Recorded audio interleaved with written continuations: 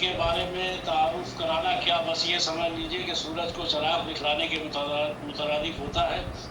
और मेरी मुराद मेरा रूए सुखन ज़ैनुन्निसा ज़ैबी साहिबा की जाती है, और मैं इस शेर के साथ उनको दावत देता हूँ कि मुद्दत के बाद आज उसे देखकर मुनीर, मुद्दत के बाद आज उसे देखकर मुनीर, एक बार दिल तो धड़का मगर फिर समझ गया।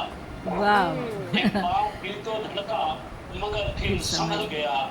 इसी के साथ मोहतरमा ज़ैनुन्निसा ज़ैबी बहन तशरीफ लाएं और मुनीर नियाज़ी साहब के ताल्लुक़ से अपने ख़यालात का इज़हार फरमाएं। बहुत शुक्रिया मुख्तार तलेरी भाई। और मुनीर नियाज़ी के हवाले से एक पहले नस्री नज़्म है, फिर उनके हवाले से बात करती हूँ। मुनीर नियाज़ी का शेरी कायनात का सफ़र, इसमें जो अल्फाज इस्तेमाल किए गए हैं वो उनकी किताबों के नाम भी हैं, तो जिन्होंने पढ़ा है तो उनको अंदाज़ा कर लेंगे। तेज़ हवा और एक तन्हा फूल, कठिन राहों से होता हुआ माहे मुनीर की मानिंद, 6 रंगी दरवाज़ों से आगाज़ ज़मिस्तां में दोबारा पहुंचा तो यूँ गोया हुआ, आप किताबों के नाम। यूँ गोया हुआ पहली बात ही आखिरी थी, एक दुआ जो मैं भूल गया था, हाथ उठे रह गए, लब थर्राए और दुआ हाथों से गिर गई। सफ़ेद दिन की हवा और सियाह शब का समंदर, आँखें ही आँखें, खलाओं में अटकती आँखें, भटकती आँखें, कठिन बहुत कठिन साते सयार थी ये दुश्मनों के दरमिया की एक शाम, एक मुसलसल एक और दरिया का सामना। जंगल में धनक उतरी, रास्ता दिखाने वाले तारे चमके, सफ़र की रात ख़त्म हुई उस बेवफा के शहर में।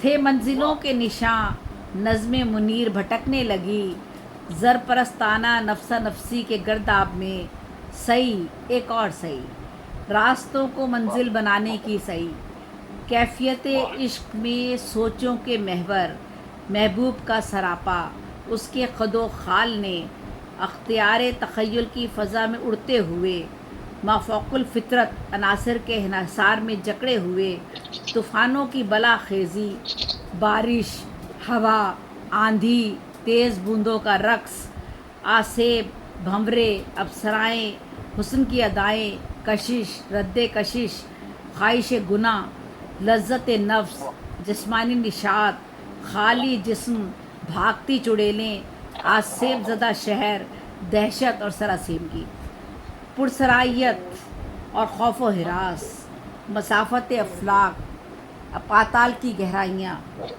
तजस्सुस वाहिमे अंदेशे, शेरी कायनात में मुहिम जुई का ये सफ़र मुनीर को मुनफरिद कर गया, ज़ेबी उसे ज़िंदा कर गया, ताबिंदा कर गया।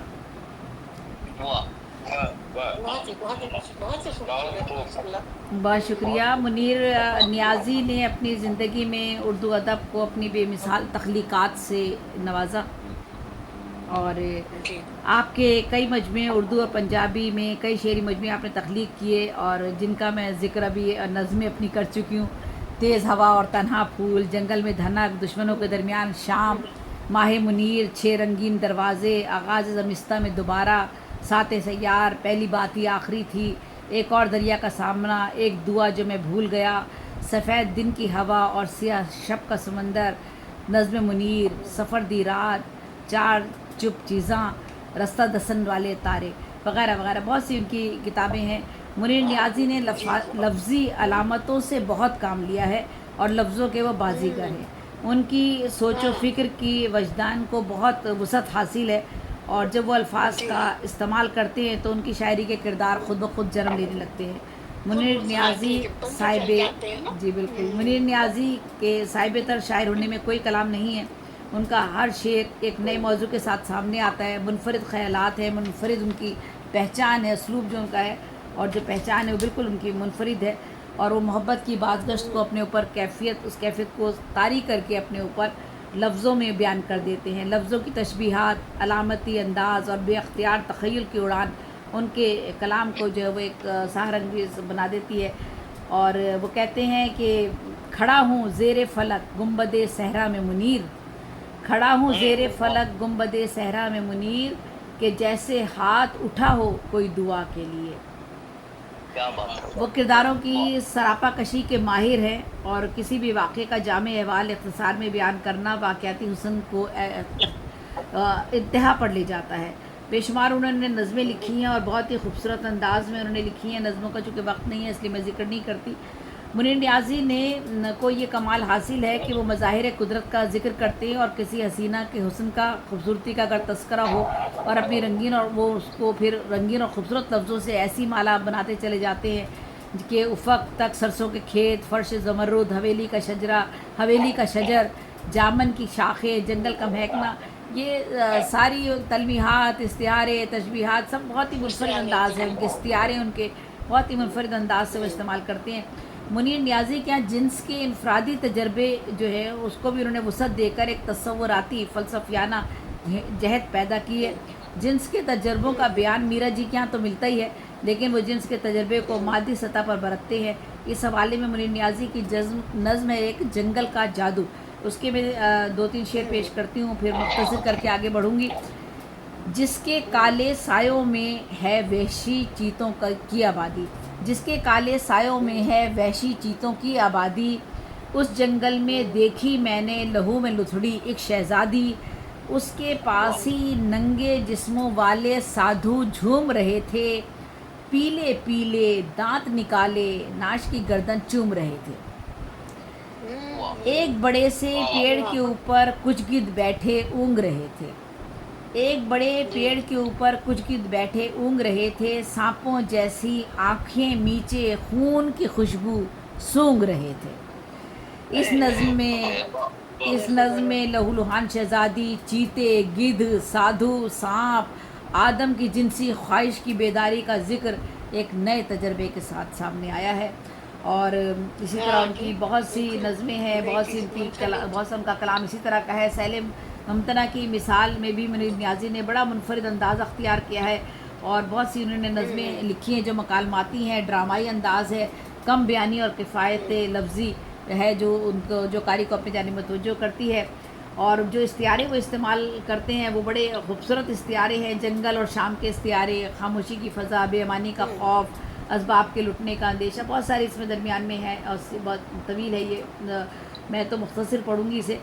منیر نیازی نے اپنی شاعری کو مختلف زبانوں کے الفاظ سے خوب انہوں نے اپنی شاعری میں استفادہ کیا ہے، اور وہ زبان اور الفاظ کے ہنر سے خوب واقف ہیں. ہندی، سنسکرت، یونانی، پراکرت، عربی، فارسی کے الفاظ اور موضوعاتی اعتبار سے مماثلت کے مطابق برتنے کا ہنر خوب جانتے ہیں، جیسے بن، چھب، گجر، برکھا، باس، چنچل، بھیس، ساغر، پنکھ، چتا، مکھ، اور بہت سے الفاظ ہیں. منیر نیازی کا جب تیسرا ان کا مجموعہ آیا ماہ منیر، تو انہوں نے اس کا انتساب حضرت محمد صلی اللہ علیہ وآلہ وسلم کے نام سے کیا، اس کا انتساب اس اپنے مجموعے کا یہ ماہ منیر کا. اور منیر نیازی کی شاعری کے کچھ بھید اس سے سمجھ میں آتے ہیں. اللہ، نبی اور امام حسین کے حضور اپنی شعری سرمایہ کو پیش کرنا، اور ایمان اور عقیدے کی قوت کو مزید مستحکم کرنا، اور خود کو کسی مشکل وقت میں بکھرنے سے بچانا، اور اپنے ارد گرد کے ظالم و جابر ماحول میں ایک احتجاج کی صدا بلند کرنا، ان کا جو ہے وہ طرح امتیاز رہا ہے. بہت سی ان کی نظمیں ہیں. اور منیر نیازی کی جب ان کا ایک اور خاص بات ہے اس کا میں ضرور ذکر کرتی ہوں. ایک اور دریا کا سامنا تھا منیر مجھ کو، ایک اور دریا کا سامنا تھا منیر مجھ کو، میں ایک دریا کے پار اترا تو میں نے دیکھا. یہ بنگالی فلموں کے کئی بڑے ایوارڈ یافتہ معروف ڈائریکٹر ستیہ جیت رائے نے اردو کی ایک ٹیلی فلم بنائی تھی منیر نیازی کے شعر پر، اور پار اس کا نام تھا. اس میں نصیر الدین شاہ اور سمیتا پٹیل تھے، اور جو 150 مویشیوں کو ہانک کر دریا کے پار لے جاتے ہیں. سمیتا پٹیل جو تھی وہ بچے کی ماں بننے والی تھی، اور درد کی کیفیت میں مبتلا تھی. انتہائی مشکل اور تکلیف دہ صورتحال. جب وہ دریا پار کر لیتے ہیں تو ایک لمحے کا سکون لیتے ہیں، لیکن دوسرے ہی لمحے جب ان کی نظر اٹھتی ہے تو پتہ چلتا ہے وہ ٹاپ پر ہے اور سامنے ایک دریا اور موجود ہے. تو منیر نیازی کا یہ ان کا اس شعر پر یہ پوری فلم بنی تھی، ٹیلی فلم بنی تھی. اور یہ ان کا ایک حوالہ ہے.